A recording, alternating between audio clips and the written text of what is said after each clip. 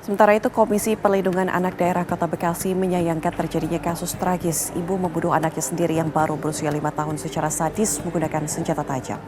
Dan saat ini KPAD fokus mendampingi adik korban berusia kurang lebih 2 tahun yang diduga kuat menyaksikan adegan sang ibu membunuh kakaknya. Komisi Perlindungan Anak Daerah menjelaskan akan terus memantau perkembangan psikologi adik korban. Anak berusia 1 tahun 7 bulan tersebut juga akan ditempatkan di rumah aman untuk sementara waktu. Diduga kuat adik korban ini berada di kamar yang sama saat ibunya yang berinisial SNF menghabisi nyawa anaknya sendiri, yaitu AA. Polisi berjanji akan segera mengungkap hasil penyelidikan ini, terutama mengenai motif sang ibu tega membunuh anak kandungnya secara sadis. Kita KPAD prihatin dan sedih gitu, kembali terulang kekerasan terhadap anak yang justru pelakunya adalah orang yang harus pertama kali melakukan perlindungan terhadap anak, yaitu hari ini adalah orang tuanya, dalam kasus ini adalah ibunya. Nah, itu prihatin sekali gitu kan. Nah, terkait bagaimana penanganan hari di KPAD bersama Polres gitu, PPA, juga tadi kita sudah berkoordinasi dengan Polda dan bahkan Mabes Polri pun sudah tadi turun dalam penanganan kasus ini, dan kita apresiasi sebenarnya cepat sekali penanganannya dan KPAD sebagai tupoksinya adalah bagaimana hari ini kita melakukan keberlangsungan hidup anak ini menjadi lebih baik.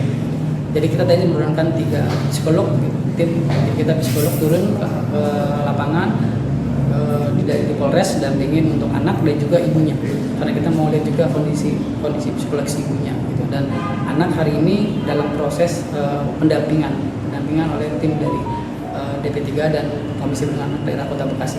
Berarti anak itu sempat melihat, Pak?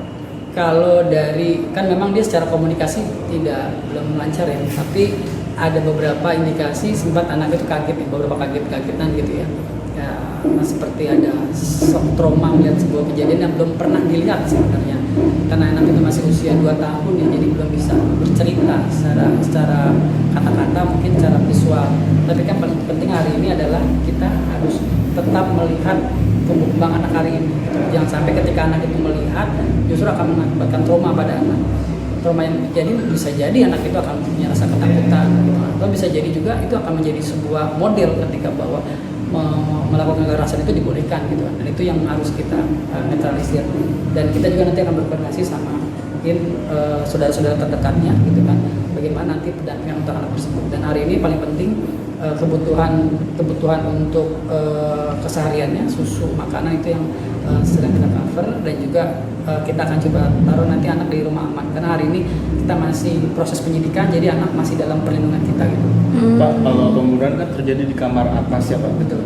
Kalau si balita ini, Pak, adanya ini posisinya ada di mana saat terjadi pembunuhan, Pak? Ya, itu mereka sama itu nggak salah. Satu kamar ya nggak salah. Satu kamar sama. Kalau nggak salah keterangannya ya, tapi karena memang kan kita harus minta keterangan pastinya nanti dari si pelaku ya, detailnya seperti apa gitu kan, karena nanti itu tugasnya tim dari forensik gitu untuk mengetahui sebenarnya motifnya apa, motif yang lebih detailnya.